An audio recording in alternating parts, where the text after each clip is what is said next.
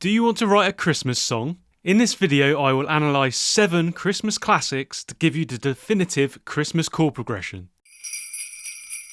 We've all heard a Christmas song. Whether you absolutely love them getting you in the mood for festivities, or you hate them and can't believe it when you hear them in a shop in October, their place in popular music is undeniable. But is there anything that these festive hits have in common? Is it possible to find a formula to create the ultimate Christmas chord progression? Or can you just take any song, put some sleigh bells over the top, and have a Christmas hit on your hands? Let's find out. To begin with, I needed to find a list of Christmas songs to analyse. I'm sure you've got some tunes in your head already, as there are so many Christmas songs, both popular and traditional. I decided that in order to make a video that was informative, but not overly long, I would look at 7 songs. After looking at lists of the most streamed and biggest selling Christmas songs in the UK and the USA, I drew up the following list of 7. Hopefully there are at least a couple of songs here that you recognise. Apologies if your favourite isn't here. Many of these have been written by other people or sung by other artists over the years. All I Want for Christmas Is You by Mariah Carey, Last Christmas by Wham, Fairytale of New York by the Pogues and Kirsty MacColl, Merry Christmas Everyone by Shakin Merry Xmas Everybody by Slade, Rockin' Around the Christmas Tree by Brenda and White Christmas by Crosby. I'll now take each song in turn and analyse it. I'll collate information about the keys of the songs, the chords used and the tempo. I'll also note the types of chords used and how often the chords change. I'll focus on the chorus or most memorable part of the songs involved. You'll hear the song's chords played in hook pad with a simple piano sound. There's a link in the description if you want to get hook pad and follow along. Stripping the songs of their production like this will allow us to compare them more easily. Let the songs commence. First up is All I Want for Christmas Is You by Mariah Carey. All I Want for Christmas Is You is a song recorded by American singer Mariah Carey for her 4th studio album, Merry Christmas, in 1994. I'm sure you are familiar with this one. It has become increasingly popular with the advent of streaming services. Let's have a listen to the pre-chorus and chorus section of the song.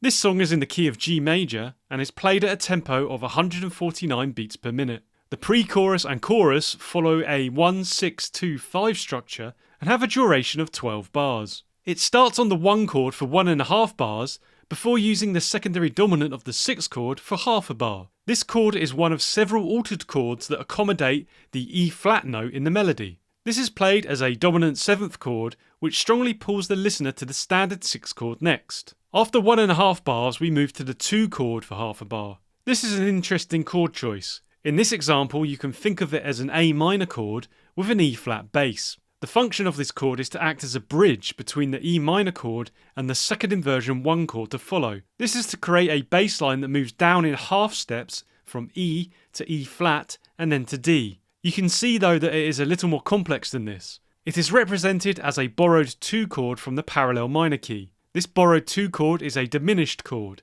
It is played as a second inversion to get the bass note we discussed and accommodate the E flat melody note. It is then played as a minor 7 flat 5 chord to make it a bit more palatable than a diminished chord. We then move on to the final 8 bars where the chords only change once per bar. In bar 5, a simple 1 chord second inversion is played to complete the bass line that we discussed. Next up is another secondary dominant, this time the 5 of 2. It is played as a dominant 7th flat 9 chord. These chords are used in many jazz tunes and bring some tension and sadness to the dominant 7th sound, making them more intense and driving the demand to resolve. This 5 of 2 chord resolves to the 2 chord as you would expect. This is played as a common minor 7th chord. It is also the start of the hook line from the melody, All I Want for Christmas Is You. The first 8 bars end with the 5 chord. It is played as a dominant 7th flat 9 as we saw earlier. This concludes a section that uses lots of jazzy chords and sets the song up to return to the 1 chord.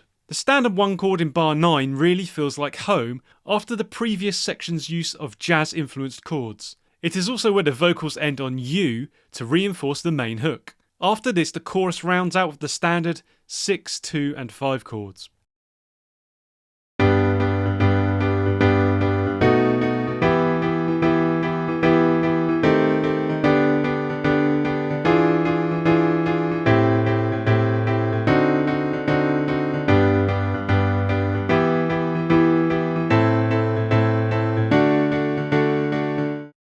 The next song in the list is Last Christmas by Wham. Last Christmas is a song by British pop duo Wham, originally released in December 1984. It is another Christmas song that has increased in popularity over time, largely due to streaming services. Let's have a listen to the chorus of the song.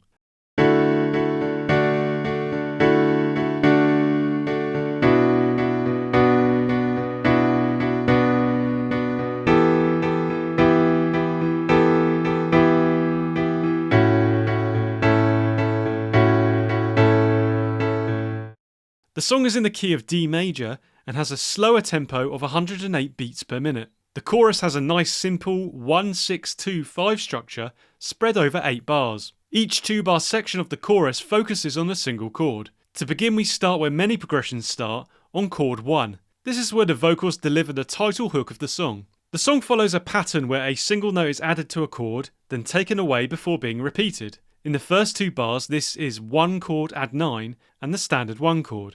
The rate of chord change is also repeated every 2 bars. The first bar is split in half, the first half being the add chord and the second being the standard chord. The second bar spends less time, 1.5 beats, on the add chord before moving to the standard chord. This provides a nice rhythmic element to the song whilst maintaining the familiarity of the same chords from the previous bar. Bars 3 and 4 move to the 6th chord. It follows the same principles and the timing of the first 2 bars, but the add chord is the 6 add 11 this time. Bars 5 and 6 follow this pattern again, moving from 2 add 11 to 2. Finally, bars 7 and 8 finish with the dominant chord, moving from 5 add 6 to 5. I enjoy the pleasing simplicity and repetitive nature of this chord progression. It shows you that your own songs don't need to be complex to be memorable.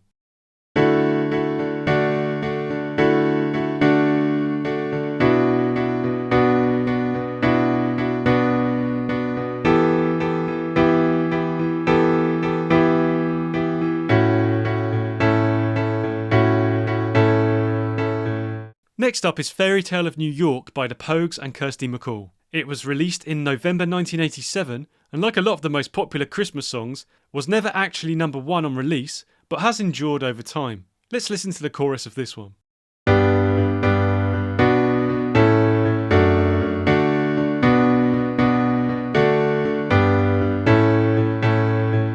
It is in the key of D major and has a tempo of 79 BPM. You can see that there are 6 beats in each bar and the short chorus section lasts 6 bars. The chorus only uses simple triads throughout. It starts with a bar of the 4 chord before moving to the minor 6 chord. The rate of chord change then increases with half a bar of 6 followed by half a bar of 5. This dominant chord takes us to the 1 chord in the 3rd bar. It begins with the first inversion before moving to the standard 1 chord. This provides a step down feeling to the progression despite us being settled on a tonic chord. The song then moves us to the 6th chord for a bar. This is where the end of the first melody phrase is heard and is a temporary break before the 1 chord is heard again to begin the short main hook of the song. This is completed in 2 bars with the simple 1-4-5 progression. The traditional nature of this chorus is reflected in the folk song ballad style of the song. This works well for a Christmas song, a time of year when people often look to tradition and familiarity.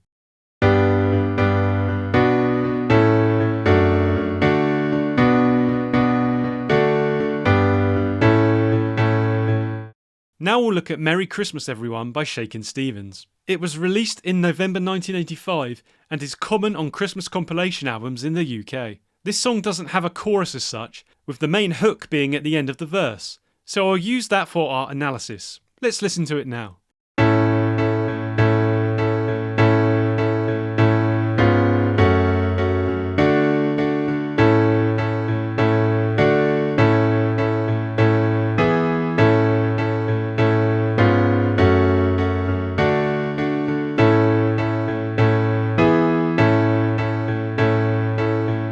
It is in the key of A major and has a tempo of 100 beats per minute. It is played over 9 bars, although arguably the first bar is a pickup bar. You can see that this song is dominated by the tonic 1 chord, so it has a stable and settled feeling of home, only ever briefly straying away from this. I'll start in bar 2. The 1 chord is heard for 3 beats before changing chord. This rhythmic setup repeats throughout the verse. The next chord is the secondary dominant of the 6th chord. It is played as a second inversion dominant 7th chord and only lasts a beat. This quickly leads to the standard 6th chord. Listen to the old-fashioned feel and resolution this provides. You then hear half a bar of 6 and half a bar of 4 before returning to 1 again. The next 3 bars use 3 beat to 1 beat chord durations. The 1 chord is always heard for 3 beats, and the final chord alternates until it uses the secondary dominant again, and the first 2 bars are repeated. This feeling of things being the same but different provides enough variation to keep things interesting. Then in bar 8 the word Christmas is sung over the 1 chord, followed by the dominant and then ending on 1 again. This song shows you how using a secondary dominant, even if only briefly, can transform an otherwise standard progression.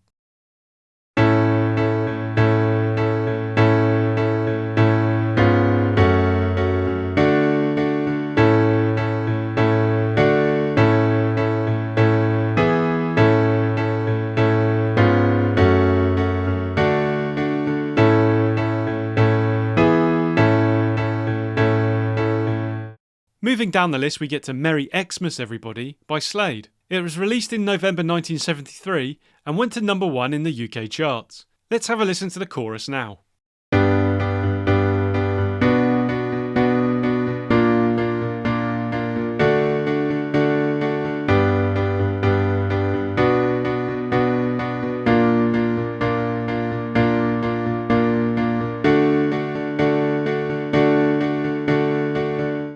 It is in the key of G major and has the tempo of 127 BPM. It has 11 bars, the first of which is a pickup bar. This is a very simple major key chord progression. It is also the first time we have seen the 3 chord. The chorus proper starts with the 1 chord for a bar. It then moves to the 3 chord for a bar. After this, the flat 3 chord is heard for a bar. This is a major chord which isn't strictly in the key. They are commonly used in popular music. Check out our video in the description if you want to learn more about them. The use of the 3 and flat 3 chord bring a different feel to this song. It has an almost melancholic, wistful nature to it, whilst the lyrics talk about looking to the future. After this, the song jumps into the 5 dominant chord for a bar to bring us back around again to the 1 tonic chord. The progression simply repeats again. The difference this time is the flat 3 and 5 chords are played for twice as long. Dwelling on the flat 3 really hammers home the tension underlying this simple progression. This is another demonstration of not assuming that simple chord progressions can't be interesting.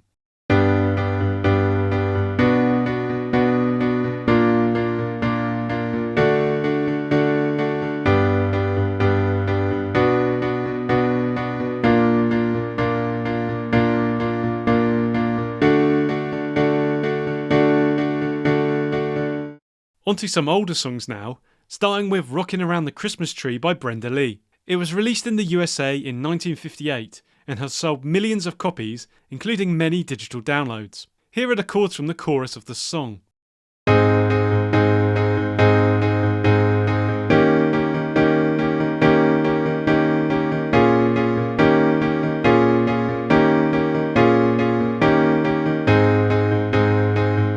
It is in the key of A flat major and has a tempo of 140 BPM. It has 8 bars and only uses 3 chords. This is the simplest song we've seen so far. The core of the progression are the 1 and 5 chords, the most important in major key songs. It starts with 2 bars of the 1 chord before jumping straight into 2 bars of the 5 dominant 7. It then delays the resolution of the 1 tonic chord by alternating between the 2 minor 7th and 5 dominant 7th chords for half a bar each for a total of 3 bars. Finally, the progression ends on the 1 chord. This simple, timeless progression also benefits from being in the key of A flat major, a major key which isn't often heard. It's easy to see why this song has endured for so long. Sometimes simple, catchy tunes with basic chords supporting them really are all you need.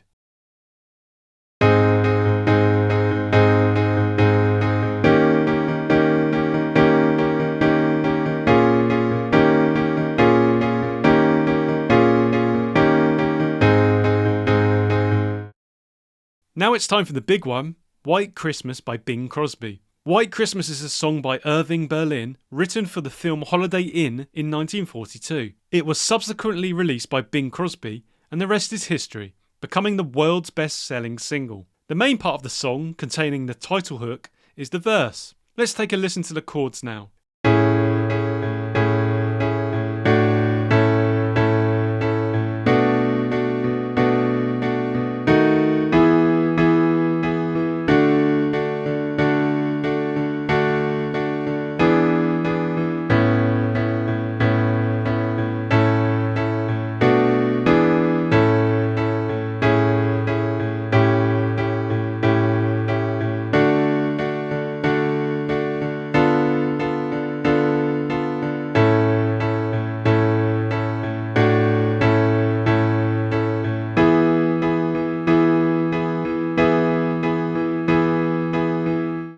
This is in the key of A major and has a tempo of 92 beats per minute. It spans 16 bars, being the longest song section we've looked at. It uses a range of chords and songwriting techniques to really take the listener on a journey. The first bar uses the 1-chord major 7th. This provides a smooth, relaxed feel to set the mood for the song. The second bar begins with a beat on the second inversion 4-chord. This uses the same bass note as the 1-chord, and we hear the full 1-chord directly after this. So in the first 2 bars we haven't really moved from the 1-chord, but it already feels like we're stepping out on our journey. The third bar uses the 2 minor 7th chord. This continues the smooth jazzy feel and moves the song along. In the next bar, the rhythmic idea from bar 2 is recycled, but the chords are changed. The brief single bar chord is now a secondary leading tone chord of the 5 dominant. This is a diminished chord, which provides a very strong dissonant pull to the dominant 5 chord. This interesting change reinforces the vocals, which sing the word Christmas at this point.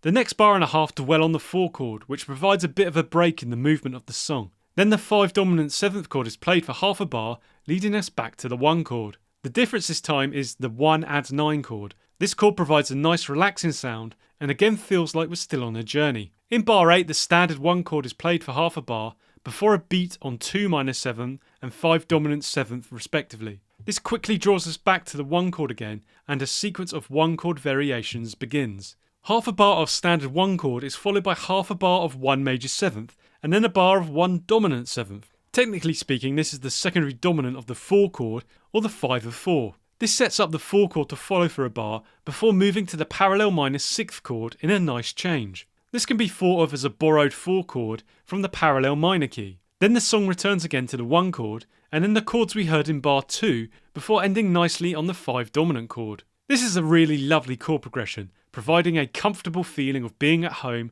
and the association with Christmas.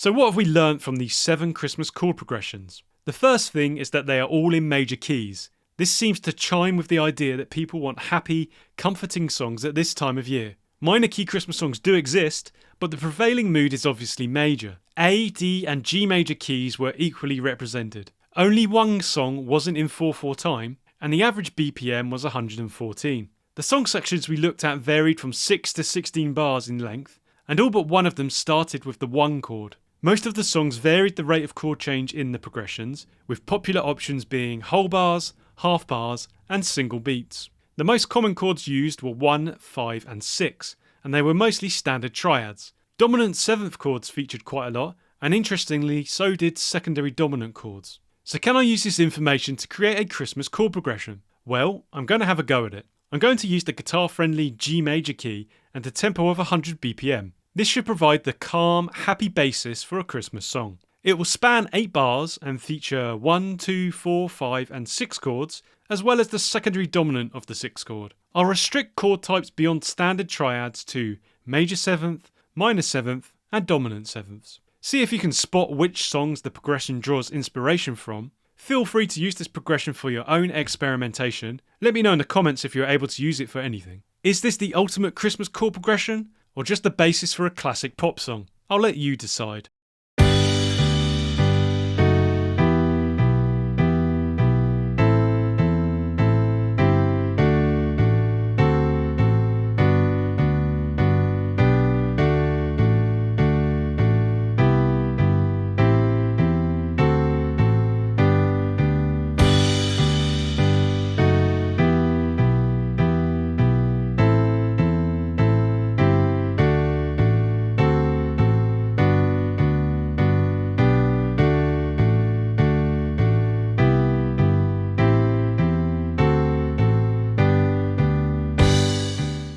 Chord progressions are for life, not just for Christmas. Give the gift of songwriting by watching the playlist on screen now.